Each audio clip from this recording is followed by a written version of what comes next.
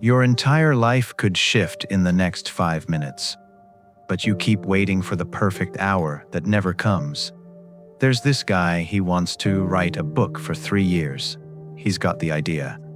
He knows what he wants to say. He's told his friends about it.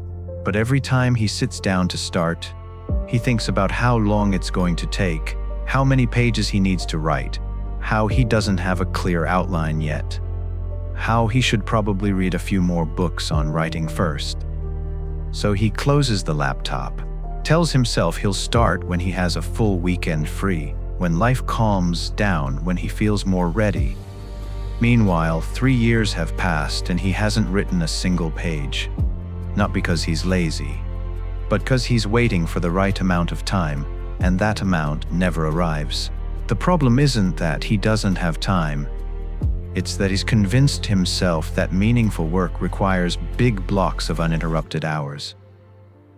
And that belief is keeping him permanently stuck at zero.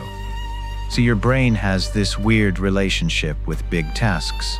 When you look at something that's going to take weeks or months or years, your brain sees a mountain, and mountains are overwhelming. So your brain is what brains do with overwhelming them. It finds something easier to focus on, something that feels more manageable right now, answering emails, scrolling, reorganizing your desk, anything except the big scary thing that matters. This is why people can spend entire days being busy without making real progress on what they actually care about. Their brain is running from the scale of the real work by filling time with small tasks that feel productive but don't move the needle. But it's where it changes everything. You don't need to climb the whole mountain right now.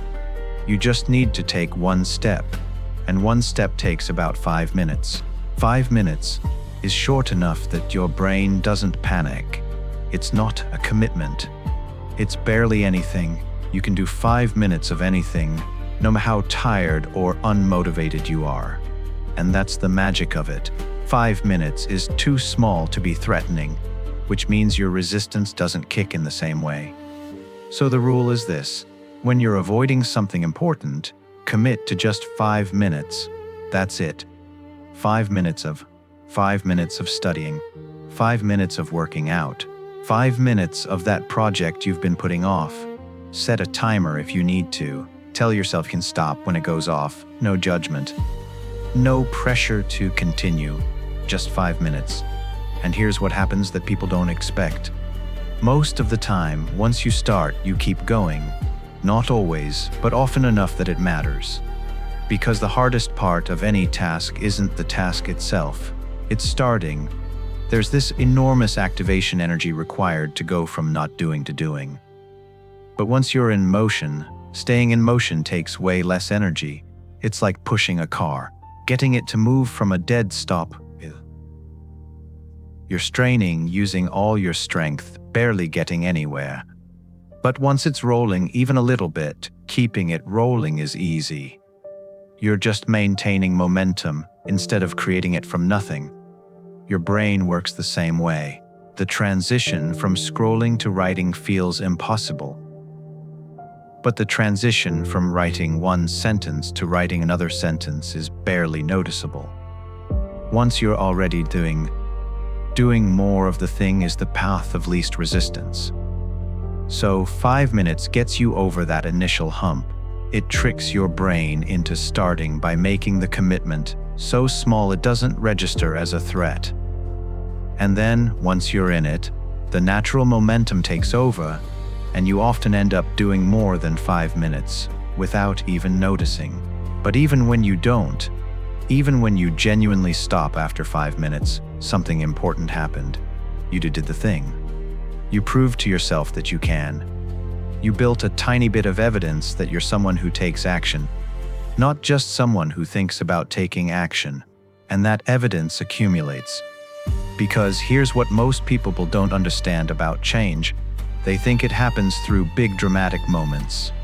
They're waiting for the day they wake up transformed, fully motivated, ready to do everything perfectly. But that day doesn't exist. Change happens through tiny, consistent actions that seem meaningless in the moment, but compound over time.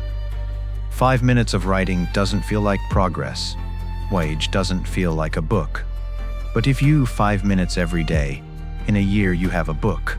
Not because any single 5-minute session was special, but because 200 5-minute sessions add up to something substantial. And your brain starts to change too. Every time you follow through on that 5-minute commitment, you're weakening the resistance pathway and strengthening the AN pathway. You're teaching your brain that starting isn't as bad as it thought, that you can trust yourself to do what you say you're going to do. And slowly, over weeks, starting gets easier. The resistance gets quieter. The task that used to feel impossible starts to feel normal. This works for things you're avoiding because they're difficult, but it also works for things you're avoiding because they're uncomfortable. That conversation you need to have, that phone call you've been putting off, that thing you need to confront. 5 minutes is enough time to start. And once you start, the momentum often carries you through. People waste years waiting for the conditions to be perfect, waiting until they have more energy, more time, more clarity, more confidence. But conditions are never perfect. And waiting for them to be perfect is just another form of avoidance. What you're really waiting for is for the thing to stop being hard. But doesn't stop being hard until you do it. The 5-minute rule short circuits that waiting. It says, okay, you don't feel ready, you don't feel motivated, you don't have a lot of time. Fine. Do 5 minutes anyway. Not because 5 minutes will solve everything, but because 5 minutes is how you prove to yourself that you can move forward even when you don't feel like it. And that proof is everything, because the story you tell yourself about who you are is built from evidence. If the evidence is that you always put things off, that you start projects and never finish them, that you have good intentions but no follow-through, then that becomes your identity. You start to believe that's just who you are, and that belief makes it even harder to change because you're not just fighting the task, you're fighting your entire self-concept. But if you start collecting evidence that you're someone who shows up, even for 5 minutes, even when you don't feel like it, that starts to shift. Your self-concept begins to include this new possibility that you're someone who follows through. And that shift makes everything easier because you're no longer acting against your identity. You're acting in alignment with it. The rule also works because it removes the pressure of having to do everything at once. You don't have to finish. You don't have to be great. You don't have to have it all figured out. You just have to start. And starting is a skill you can practice. Every time you use the 5-minute rule, you're practicing the skill of beginning without perfect conditions. And that skill transfers to everything. There's also something about how this changes your relationship to time. Most people look at their day and think they don't have time for what matters. They've got obligations, errands, all these things filling their schedule. And when they finally get a free hour, they're exhausted, so they just zone out, and they feel guilty about it, but they're too tired to do anything else. But 5 minutes. Everyone has 5 minutes. You have 5 minutes right now, probably. You're spending it on this video, which is great, but the point is that time exists. The question is whether you're going to use it for what matters, or let it dissolve into whatever's easiest. And once you start thinking in 5-minute increments, you realize how much time you actually have. Waiting for coffee to brew, standing in line, the gap between getting home and starting dinner. These little pockets of time that usually just evaporate. But if you can use even some of them, if you can capture just a few 5-minute sessions throughout your day, that's 30 minutes, an hour of real work on the things you care about. Not all at once, which your brain would resist, but distributed, almost invisible, woven into the gaps. And at the end of the week, progress without ever feeling like you had to sacrifice anything big. The trick is being ready for those moments, having the thing accessible. If you're trying to write, maybe you have a note on your phone where you can jot down a few sentences. If you're trying to learn something, maybe you have an app or a book nearby.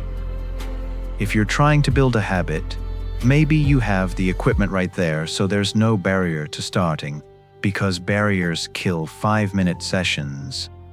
If starting requires 10 minutes of setup, you won't do it. But if you can literally in 5 seconds, then a minute session becomes realistic. So part of making this work is removing friction, making it so easy to start that you almost do it by accident. And over time, something shifts. The things you used to avoid start to feel like part of your routine. Not because they got easier necessarily, but because you normalized the act of doing them. Your brain stopped seeing them as these huge, overwhelming things and started seeing them as just things you do for 5 minutes at a time, sometimes more, but always at least 5. This isn't about becoming some productivity machine that's always optimizing every second. It's about having a tool for when you're stuck, for when you know you should do something but you can't seem to make yourself start. 5 minutes is the answer to that stuck feeling. It's small enough that you can't justify avoiding it, but significant enough that it actually moves you forward. And here's the deepest part of why this works. 5 minutes changes your relationship to difficulty. Most people operate from this belief that hard things require feeling good first, that you need to be motivated, energized, in the right headspace. And since those feelings are rare, hard things rarely happen. But the 5-minute rule flips that. It says you can start even when you feel terrible, even when you have no motivation, even when every part of you wants to do something else. 5 minutes doesn't require feeling good. It just requires 5 minutes. And once you realize you can act regardless of how you feel, you're no longer at the mercy of moods. You have agency even on bad days. That's freedom. Not the freedom to only do things when they're easy, but the freedom to do things even when they're hard. And that freedom compounds into a completely different life than the one where you're always waiting for conditions to be right. Maybe the life you want isn't on the other side of some massive transformation. Maybe it's on the other side of about 1,000 5-minute sessions you keep choosing when you don't feel like choosing them,